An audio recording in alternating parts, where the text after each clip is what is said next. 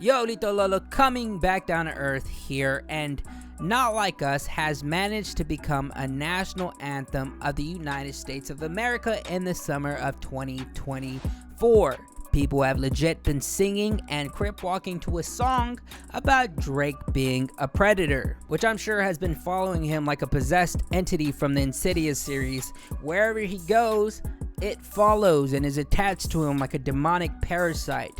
I'm sure he wakes up drenched in cold sweat after having a nightmare from hearing the intro to Meet the Grams. 4 months, the aftermath of this battle left Drake in shambles, and his fandom as well has been continuing to compensate for his loss and relinquish what little pride or respect their favorite artist lost during the beef due to their egos being bruised, especially on X. Now, Drake throughout the summer has been attempting to garner any points that he can from the public to kind of emphasize that he is still that guy.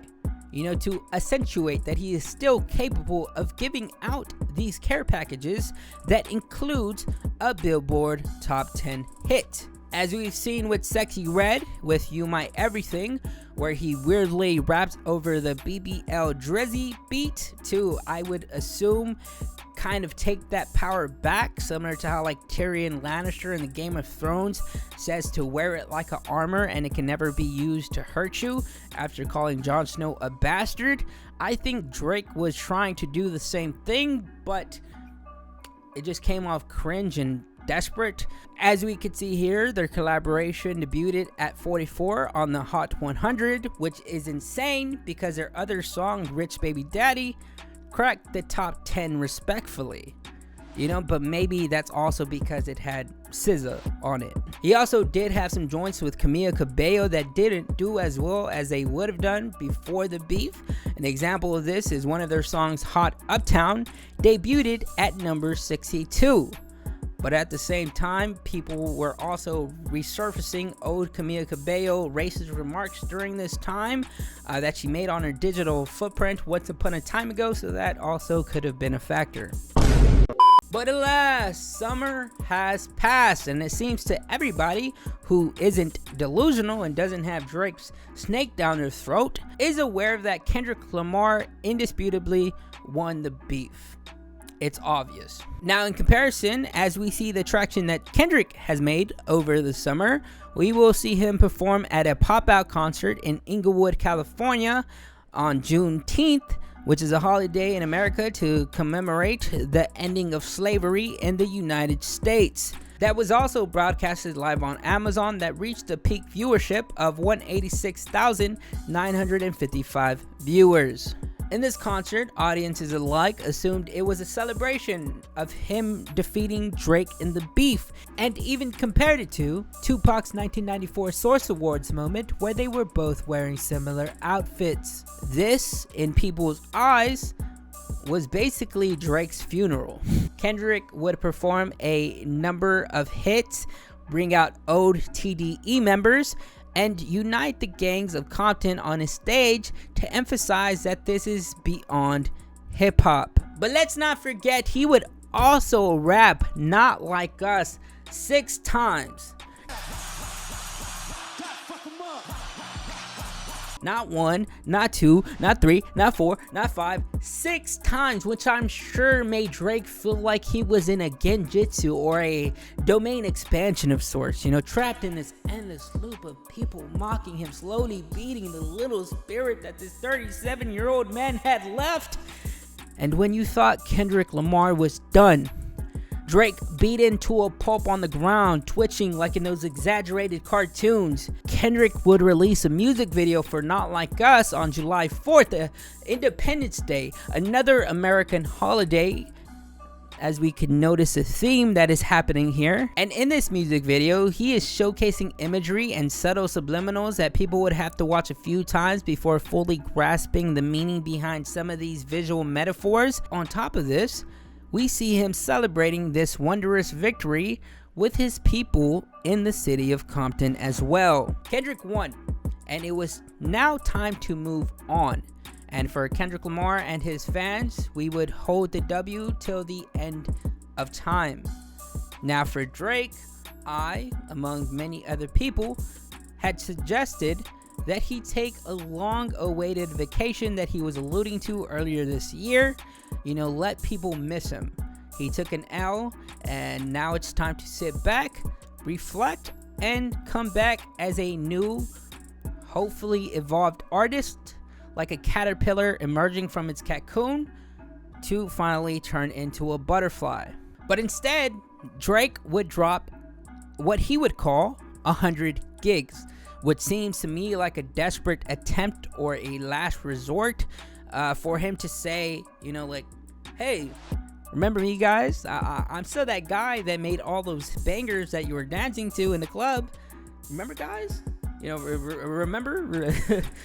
Because in these photos, he released a huge portion of his relics from the past that consisted of videos that spanned all the way back to his early days as a rapper. Like him in the studio with 40, figuring out how to approach certain songs, probably to emphasize that he doesn't really utilize ghostwriters as much as the public perception had thought initially. But in my opinion, and this is my hypothesis, but I feel like he possibly wanted to make a documentary about his life with this footage, similar to how Kanye made Genius. But in order to gain some notoriety and influence from the public perception, he had to release these tapes at this very moment of his career because of his paranoia that developed due to the aftermath of the beef. Now, on top of these historical pieces that he dug up, he would release 3 new songs that people haven't heard before. It's Up, featuring Young Thug and 21 Savage, Blue, Green, Red, and Housekeeping Knows featuring Lotto, which is both ironic and humorous because Drake features nothing but Atlanta artists in these 3 songs, after Kendrick specifically called him out on this leeching behavior. But I'm sure that could have been intentional on Drake's part. It was as though he was saying, hey, even though you said that, these guys are still making the decision to collaborate with me. So fuck you, buddy. But nonetheless, Drake would post more music in this fashion where he wouldn't directly release the songs to the public, but first would introduce them in these photos where people speculated that the reason he did this was because he wanted to test the waters and see if people still fucked with his music.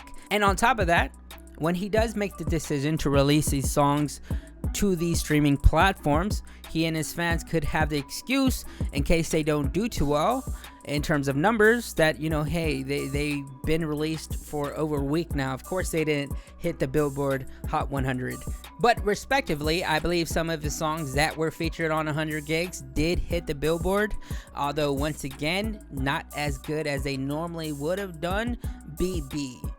Before beef, as I would like to call it, especially with big names like 21 Savage and Young Thug. Which brings us to his burner account, or Finsta as some might call it, where he posted majority of his 100 gigs.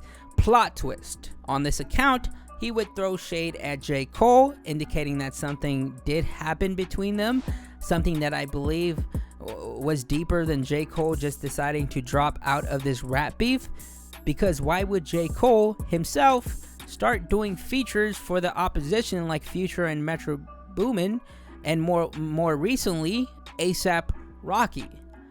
I believe that something had to have occurred behind the scenes that was never publicized, and the reason Kendrick said the lines, "You did co-foul, I don't know why you still pretending," alluding that there is possibly something more that happened behind the scenes that we just aren't aware of. Anyways, Drake would also post his ominous video on his story of Rasheed Wallace, a basketball player, speaking to the media on how he and his team would win Game 2, which they did, eventually going to the finals. Y'all put it in the front page, back page, middle page, wherever, headliners, column 1 or 2, we will win Game 2. You gonna back it off?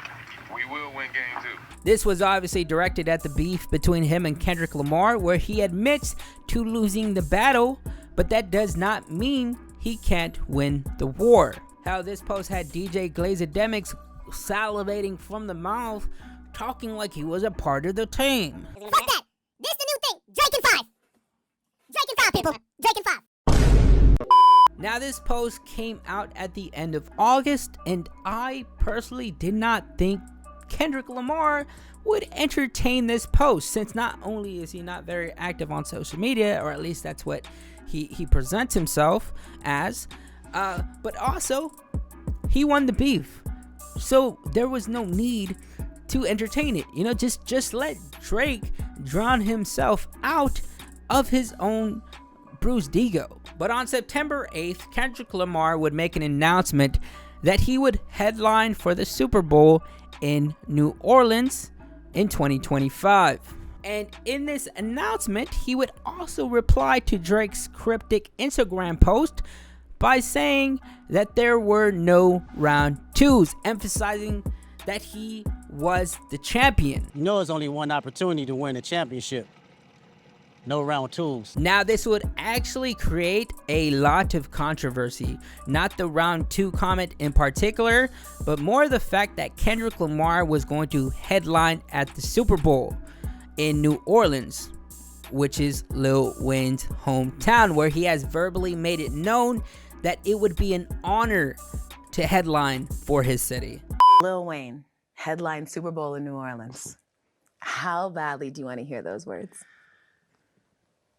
Just as bad as I would want to see my name at the top of that list when I was that whatever age it was, and I would bust into the office and get that Billboard magazine. This caused a lot of conflict between two sides. One where people believed Kendrick was deserving of this accolade, while others believed that this is disrespectful towards the legend and GOAT Lil Wayne. This would then resurface a lot of the Drake and Kendrick stans to meet again on the battlefield that is X once again and attack and belittle each other with very little intellectual prowess. But among these individuals who were upset was Nicki Minaj, who expressed very vocally her distaste for this decision on X. Now, she never went in on Kendrick Lamar specifically, but she did convey her hatred towards Jay-Z and that this was most likely his decision because of his animosity towards Birdman, Drake, and her. I find it very funny though how she still finds a way to promote her tour and her shoe line. you can't hate on a businesswoman. Now, I'm not going to go too into detail about the problems Jay-Z has with the YMCMB crew, Young Money, Cash Money, Billionaires, Young Money, YMCMB crew, but I do recall conflicts arising during Tidal's initial launch in 2016, where Drake made the decision to sign to Apple for $40 million instead, which obviously upset Jay-Z because he was the owner of Tidal at the time. He's a businessman first and a man who probably only sees dollar signs. So when Drake did that to him, he felt like it was disrespectful. I remember this specifically because if I could recall correctly, both Jay-Z and Kanye West had a verse on Drake's song Pop Style, which was on his Views album, but he had to take both of them off because of business purposes, as he would say. Now, should Kendrick Lamar headline at the Super Bowl in New Orleans over Lil Wayne? Well, I personally believe with the year that he has had that he should. Lil Wayne will always be the GOAT, but to perform at a high capacity like the Super Bowl, you have to be on point. And with evidence, we could see that Lil Wayne is not the performer that he used to be. I'm a venereal disease, like a menstrual. Do the and leave on the sheet. I can tell it if I'm right, cause I ain't got time. And this has been ongoing for a long minute.